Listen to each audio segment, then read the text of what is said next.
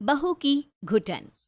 आरती अपने पति विशाल, दो बच्चे नेहा और अमित के साथ रहा करती थी। आरती अपनी छोटी सी फैमिली के साथ बहुत खुश थी। ऐसे ही एक दिन, विशाल जी, दोनों बच्चे स्कूल जाने के लिए तैयार हो चुके हैं। आप कब तैयार होंगे? मुझे भी कॉलेज जाना है। आज से बच्चों के एग्जाम शुरू हो रहे हैं ना, बहुत सारा काम है मेरे पास। बस 10 मिनट दे दो आरती। इस तरह से विशाल फटाफट तैयार होकर अपने दोनों बच्चों को लेकर निकल जाता है और रास्ते में अपने बच्चों को स्कूल छोड़कर ऑफिस चला जाता है। तो वहीं दूसरी ओर आरती भी घर का काम करके कॉलेज के लिए निकल जाती है। शाम को जब विशाल घर आता है तो वो देखता है कि उसके आने से पहले ही आरती ने सारा काम कर रखा है। ये देखकर विशाल आरती से कहता है।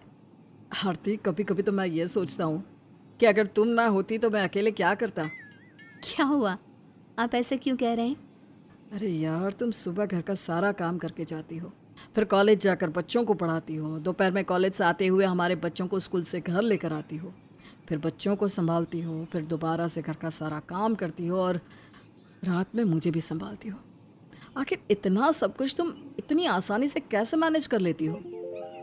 विशाल की ऐसी बातें सुनकर आरती को बहुत अच्छा लगता है। वो मुस्कुराने लगती है।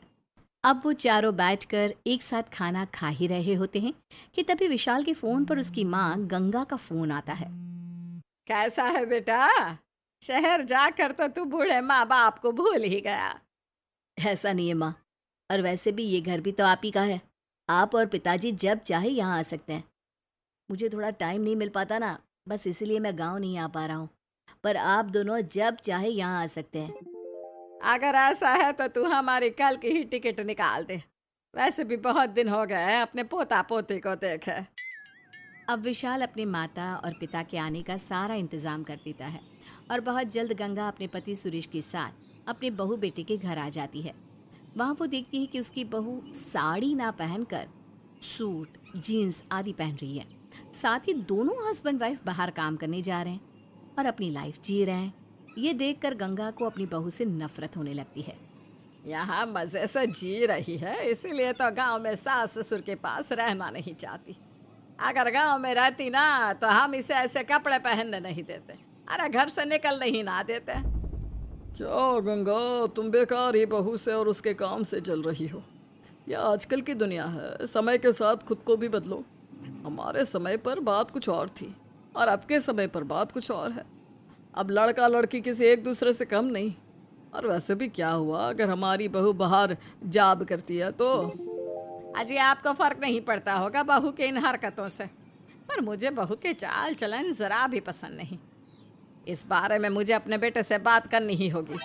गंगा को आए अभी महीना भर नहीं होता कि वो अपने बेटे की कान भरना शुरू कर देती है। वहीं दूसरी ओर जब आरती कॉलेज चली जाया करती, तब उसकी गैर मौजूदगी का फायदा उठाकर गंगा अपनी पोता पोती के भी कान भरती। अरे मेरी पोती कितनी प्यारी है, मम्मी का कितना कहा मानती है। और एक तेरा वो छोटा भाई अमित, मम्मी पापा का कोई काम नहीं करता, फिर भी मम्मी पापा न जाने उसी से क्यों इतना ज्यादा प्यार करते हैं। नहीं दादी, मम्मी तो बहुत अच्छी है। मम्मी हम दोनों से प्यार करती हैं। आपको पता है, मम्मी जब भी बाहर जाती हैं तो वहाँ से मेरे लिए कुछ ना कुछ ज़रूर लेकर आती हैं। अच्छा, अगर ऐसा है तो आज तुम अपनी मम्मी से गुड़ पट्टी लाने को कह दो। देखते हैं तुम्हारे लिए मम्मी गुड़ पट्टी लाती है या नहीं। गंगा के कहने पर अब नेहा आरती को फोन करती है और कहती है। मम्मी, आज मुझे ना गुड़ पट्टी खानी है। आप मेरे लिए प्लीज़ लेकर आना।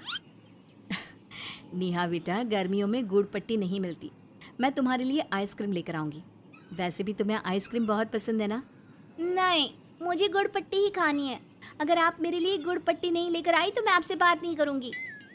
इस तरह से नेहा आरती से नाराज हो जाती है और फोन रख देती है। शाम को जब आरती अपने दोनों बच्चों के लिए आइसक्रीम लेकर आती है तो नेहा आइसक्रीम फेंक देती है और अपनी माँ से कहती है। आप बहुत गंदी है। आप सच में मुझसे प्यार नहीं करती, आप सिर्फ अमित से प्यार करती हैं। तभी तो अमित के कहने पर आप आइसक्रीम लेकर आई और मेरे गुड़ पट्टी मांगने पर भी गुड़ पट्टी नहीं लेकर आई। मैं आपसे कभी बात नहीं करूंगी, आपसे कट्टी हूँ मैं। इस तरह से नेहा नाराज होकर चली जाती है। ये सब देखकर गंगा को बहुत खुशी होती है। लेकिन जब आरती अपनी सास के चेहरे पर मुस्कुराहट देखती है तो वह समझ जाती है कि इन सब के पीछे कहीं ना कहीं उसकी सास का हाथ है। पर आरती सारी बातों को नजरअंदाज कर देती है। ऐसे ही कुछ दिन बीत जाते हैं और उसके दोनों बच्चे उससे बातचीत कम कर देते हैं। तो वहीं दूसरी ओर विशाल भी थोड़ा चिड़चिड़ा रहने लगता है। ऐसे ही एक दिन रात को आरती दूध लेकर अपनी सास के कमरे में जाती है, जहां वो देखती है। बेटा तू मान या ना मान, पर सारी गलती बहू की है। तूने उसे सर पर चढ़ा रखा है, तभी वो इतना ज्यादा उड़ रही है। माँ अब फिर शुरू हो गई। मैंने आपको समझाया था ना, बताया था ना कि आरती सिर्फ इस घर को चलाने के लिए, हमारे बच्चों की अच्छी परवरिश के लिए काम कर रही है। टीचर की नौकरी में क्या बुराई है माँ?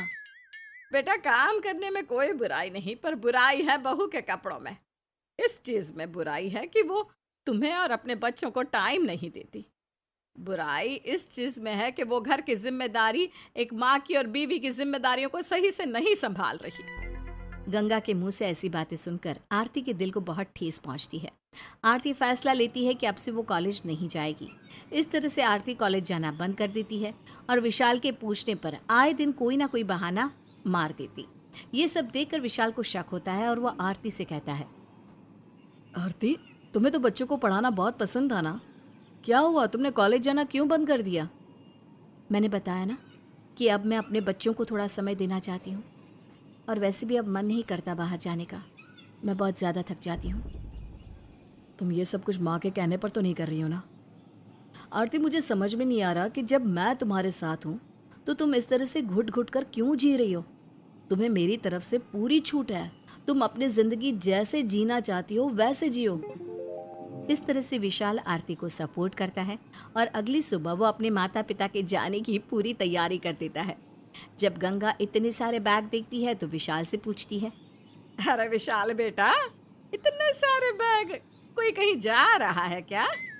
हाँ माँ, आप और पिताजी फिर से गांव जा रहे हैं और इस बार आपसे विनती है कि जब आप इस घर में आए तो इस घर को हमारा घर समझ कर आए। मैं नहीं चाहता कि आप मेरे छोटे से खुशहाल परिवार को तोड़े। आप जब से यहाँ आई हैं तब से कुछ ना कुछ गलत ही हो रहा है।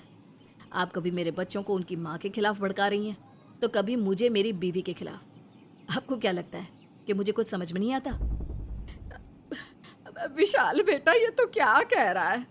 मैं तो जो भी कह रही थी तेरी भलाई के लिए कह रही थी, और अगर तू अपनी बीवी पर लगाम देगा तभी तो तेरी बीवी तेरे काबू में रहेगी। चुप करो गंगा, मेरा बेटा बिल्कुल सही कह रहा है। लगाम मेरे बेटे को बहू पर नहीं बल्कि मुझे तुम पर देनी चाहिए। यह सब कुछ मेरी ही ढील का नतीजा है कि तुम आज मेरे बेटे के घर को उजाड़ने पर लगी हो। तुम उसका परिवार तहस नहस करो, इससे तो अच्छा होगा कि तुम मेरे साथ गांव ही चलो। इस तरह से विशाल अपने माता पिता के गांव जाने का बंदोबस्त कर देता है और सुरेश भी गंगा को अपने साथ गांव ले जाता है, जिसके बाद विशाल अपने छोटे से परिवार के साथ फिर से खुशहाल जीवन जीने लगता है और आरती भी घुट घुट कर जीना बंद कर देती है।